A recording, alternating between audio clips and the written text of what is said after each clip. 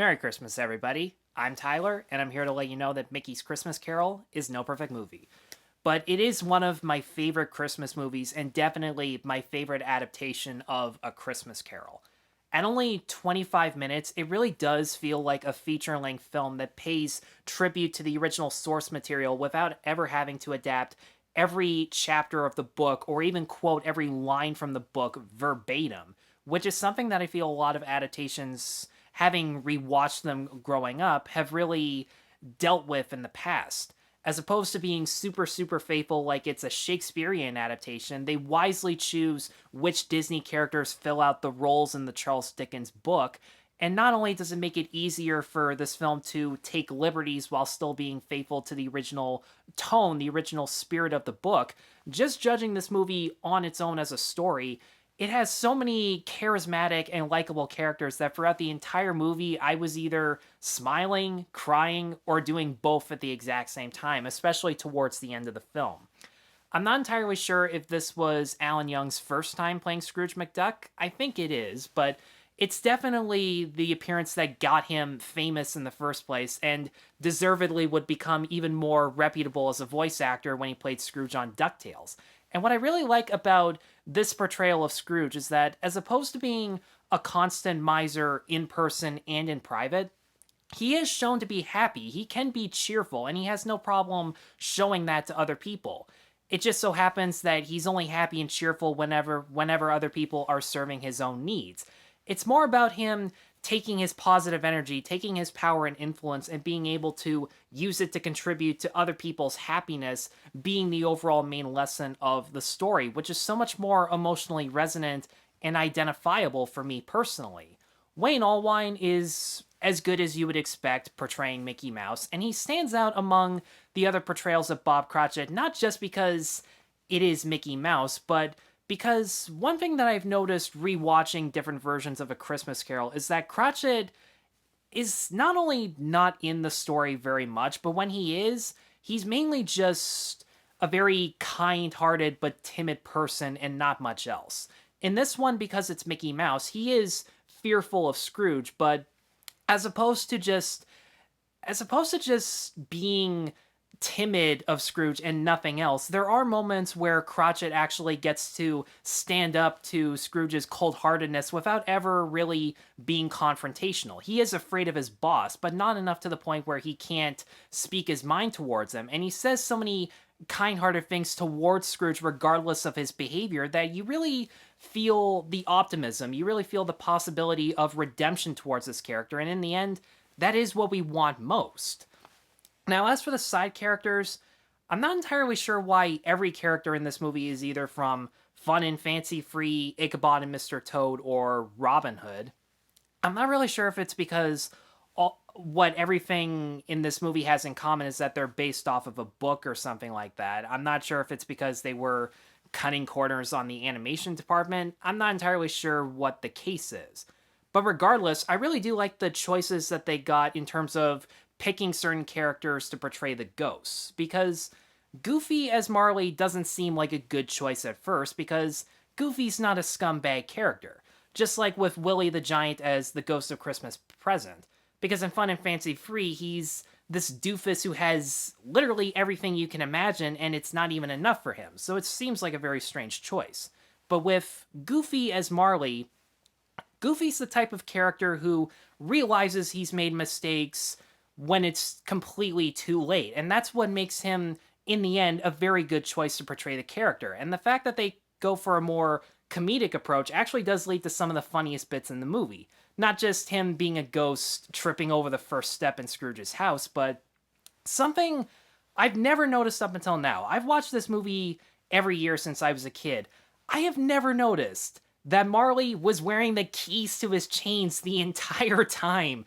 And that wouldn't have worked in any other movie unless Goofy was the one playing Marley, so that was a really good choice there. And with Willie playing the Ghost of Christmas Present, I like the role reversal where instead of him being this doofus who has everything but doesn't realize it, in this one he's a doofus, but he understands the most important thing in life, that it's more important to give than to receive, that it's more important to focus on what you have as opposed to what you want most in life. Now, Oh, and one other thing. The fact that Pete is playing Ghosts of Christmas Future and he actually speaks and laughs as opposed to staying silent, that's one change that I think really makes the most amount of difference. Him speaking, smiling, and laughing at the fact that Scrooge is about to plummet into hell actually makes the scene a hell of a lot more creepy because it never occurred to me as a kid that underneath that coffin was the gateway to hell and that's where Scrooge was about to fall into. I wasn't a religious kid. I didn't pick up on those cues. I know that seems weird, but hey, what are you going to do? And that also reminds me, also upon rewatching so many adaptations of A Christmas Carol, something that I've noticed that is a particular flaw with all of them, they have trouble balancing out the dark story with the optimistic themes. But seeing as how this is a Disney movie where they have even doses of levity and darkness in terms of their stories, they have a much better opportunity to balance them out. Not just through the dialogue, not just through the story's twists and turns, but primarily through the visual style. Because the animation's color palette has this weird feeling of being bright and warm, but also dark and moody at the exact same time. Because Scrooge is constantly surrounded by shades of blue and purple, especially when the ghosts start haunting him, whereas everything else surrounding him is full of bright, vibrant, diverse amount of colors to illustrate that there is happiness around him in his life. He just has to be the one to let it in. And whenever a scene switches from being comedic to more dramatic and serious, the emotion really feels like a surprise and it hits you hard, but the scene transitions never feel abrupt because that color palette never leaves the film. The scene where Tiny Tim is trying to share his food with his father, and then cutting to the next scene where he has passed away and his family is mourning him, that scene just hits you so quickly, but it has everything that we need to understand what the characters are going through, and more importantly, it has enough to make you cry at an ending that you know for a fact it's not going to happen. We know it's going to be a happy ending, but the fact that it could have went that way is enough to really hit home for you. And it definitely helps that that scene in particular avoids melodrama by just having the visuals speak for themselves. Seeing Mickey shed one tear and then leave his cane at the grave, that was all the scene needed. And something that I've noticed, again, upon rewatch, seeing the Jim Carrey one or the Muppet version, they do have very sad versions of Tiny Tim's death, but I felt like the dialogue kind of weighted down because everything that they needed was already there, but they were adding more to it. With the Jim Carrey one, when Cratchit stands right in front of Scrooge, and even though they don't realize it, they're looking at each other and they're both looking completely miserable, that visual alone was enough. And with this one, it completely understands that. Throughout this entire short, the visuals speak first and the dialogue speaks second. And even among short films of that length, it's really hard for them to do because having watched the small one, it felt like the dialogue summed it up a hell of a lot more than the animation or the shots did. And you know what? There's not really that much I can say other than Mickey's Christmas Carol is one of the few movies in general, let alone short movies, where I honestly have no problem with it. I love the animation. I love the characters. I love the approach to the story where it's faithful in spirit and most of the scenes that feel absolutely necessary, but they don't adapt every scene unless it's part of the story that they're trying to convey. And also, the music in it is absolutely wonderful.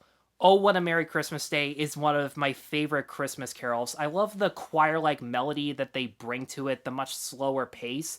I have listened to it at a faster pace that was done by a military choir or something like that, and it was really good. The a cappella version that they did was nice, but you just can't beat the original.